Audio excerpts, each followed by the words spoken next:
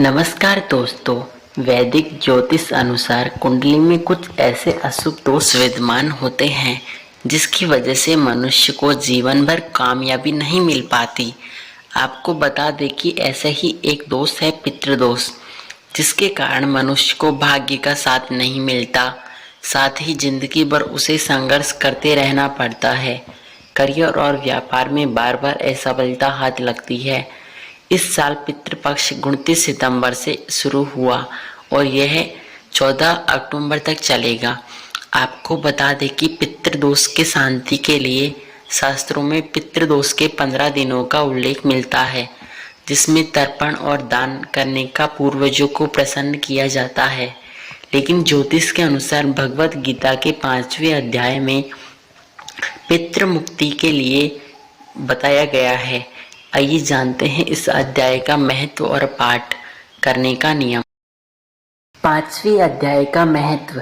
महाभारत शुरू होने से पहले भगवान श्री कृष्ण ने अर्जुन को गीता का ज्ञान दिया। इस गीता में 7वें अध्याय में पितृ मुक्ति और मोक्ष से जुड़ा हुआ था। आपको बता दें कि ज्योतिष के अनुसार पितृपक्ष में गीता के 5वें अध्याय का पाठ करने से पितृदोष से मुक्ति मिलती है। इसका अध्याय का नाम है ज्ञान विज्ञान योग विज्ञान। इस अध्याय का पाठ श्राद्ध में जितना हो सके उतना करने का प्रयास करें। अगर इस अध्याय का पाठ खुद नहीं कर पाते हैं तो कोई योग्य ब्राह्मण को बुलाकर पाठ करवाए। आइए जानते हैं 5वें अध्याय के बारे में, तो ध्यान से सुनिए आप सभी। अर्जुन ने कृष्ण से कहा, हे कृष्ण, कहीं आप संन्यास माध्यम से कर्म करने की और कभी निष्काम माध्यम से कर्म करने की प्रशंसा करते हैं। इन दोनों में से एक जो आपके द्वारा निश्चित किया हुआ हो और जो परम कल्याणकारी हो, उसे मेरे लिए कहिए। श्री भगवान ने कहा, संन्यास माध्यम से किया जाने वाला कर्म और निष्काम माध्यम से किए जाने वाला कर्म, ये दोनों ही परम श्रेय दिलाने वाला है, परंतु सांख्य योग की अपेक्षा निष्काम कर्म योग श्रेष्ठ माना गया है। हे महाबली, जो मनुष्य ना तो किसी से घृणा करता है और ना ही किसी की ईर्ष्या करता है, वह सदा सन्यासी समझने योग्य है, क्योंकि ऐसा मनुष्य राग द्वेष आदि सभी द्वंद्वों को त्याग कर सुखपूर्वक संसार बंधन से मुक्त हो जाता है। अल्पज्ञानी मनुष्य ही सांख्य योग और निष्काम कर्म योग की अलग अलग समझने की बात करता है, क्योंकि दोनों में से एक से अच्छी प्रकार से स्थिति पुरुष दोनों के फल रूप परम सिद्धि को प्राप्त होता है। जो ज्ञान योगियों द्वारा प्राप्त किया जाता है वही निष्काम कर्म योगियों को प्राप्त करता है। इसलिए जो मनुष्य सांख्य योग और निष्काम कर्म योग दोनों को फल की दृष्टि से एक साथ देखता है, वह वास्तव सत्य को प्राप्त करता है। हे अर्जुन, निष्काम कर्म के आचरण के बिना सर्वस्व का ज्ञान दुख का कारण होता है और भगवान के किसी भी स्वरूप के मन में धारण करने वाला निष्काम कर्म योगी परम ब्रह्म परमात्मा को शीघ्र प्राप्त होता है। कर्म योगी इंद्रियों पर विजय पाता है तथा सभी प्राणियों की आत्मा का मूल स्रोत परमात्मा में निष्काम भाव से मन की स्थिति करके कर्म करता हुआ भी कभी कर्म के लिप्त नहीं होता।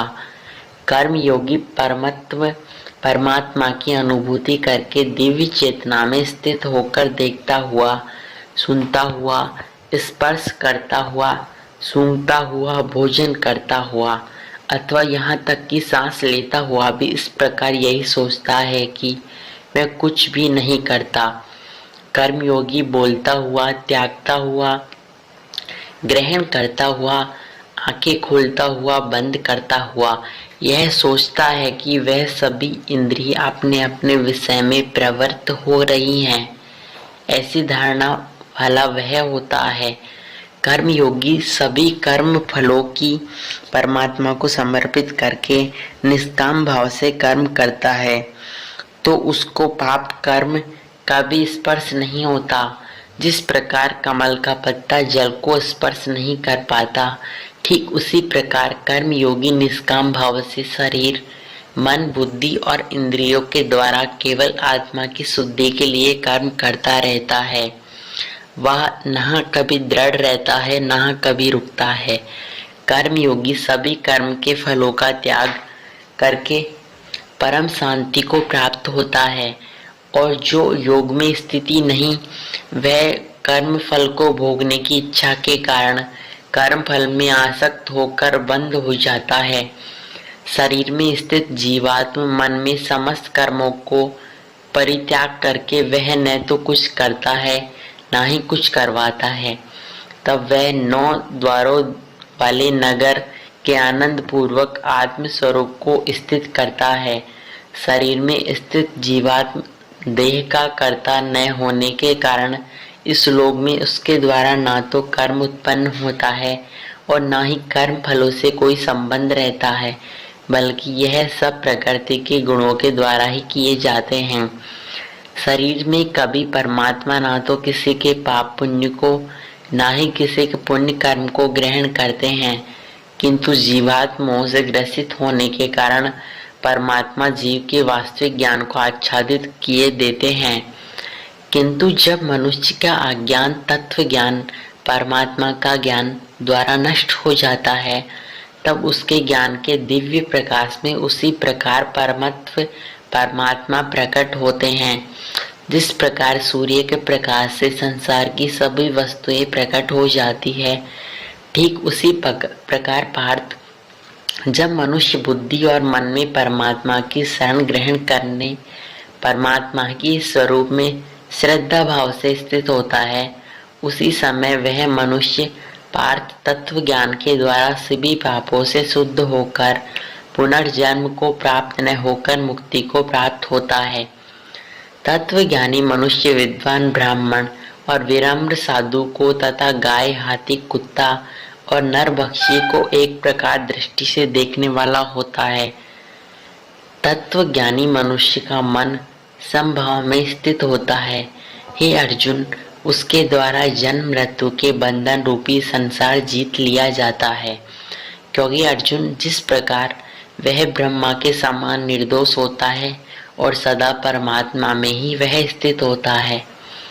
तत्व ज्ञानी मनुष्य ना तो कभी किसी के प्रिय पाकर हर्षित होता है, ना ही अप्रिय होकर वस्तु को पाकर विचलित होता है। ऐसी स्थिति में पार्थ बुद्धि मोह रहित ब्रह्मा को जानने वाला सदा परमात्मा में ही स्थित होता है। तत्व ज्ञानी मनुष्य बाहरी इंद्रियों के सुख को नहीं भोगता, बल्कि सदैव अपनी ही आत्मा को स्मरण करता रहता है तथा सुख का अनुभव लेता रहता है। ऐसा मनुष्य निरंतर परम ब्रह्मा परमात्मा में स्थित होकर असीम आनंद को प्राप्त करता है। हे धनुर्धर, हे कुंती पुत्र अर्जुन, इंद्रियों और इंद्रियों के विषय में स्पर्श में उत्पन्न कभी तृप्त न होने वाले यह भोग प्रारंभ में सुख देने वाले होते हैं, अंत में निश्चित रूप से दुखी होने के कारण होते हैं। इस कारण तत्वज्ञानी कभी भी इंद्रिय सुख नहीं भोगता। जो मनुष्य शरीर का अंत होने से पहले ही काम और क्रोध से उत्पन्न होने वाले वेग को सहन करने में समर्थ होते हैं, वही मनुष्य योगी है। वही इस संसार में सभी मनुष्यों में सुख रह सकता है।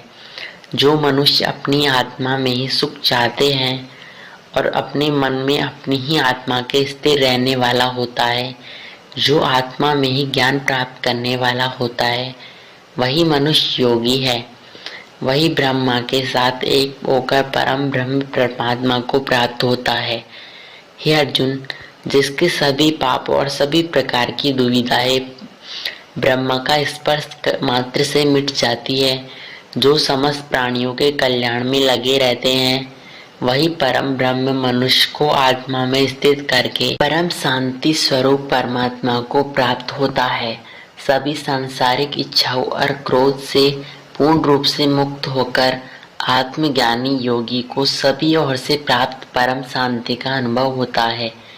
सभी इंद्रिय विषयों का चिंतन बाहर ही त्याग कर आंखों की दृष्टि को बोहों के मध्य में केंद्रित करके वह अपने आसपास के क्षण को महसूस करने लगता है।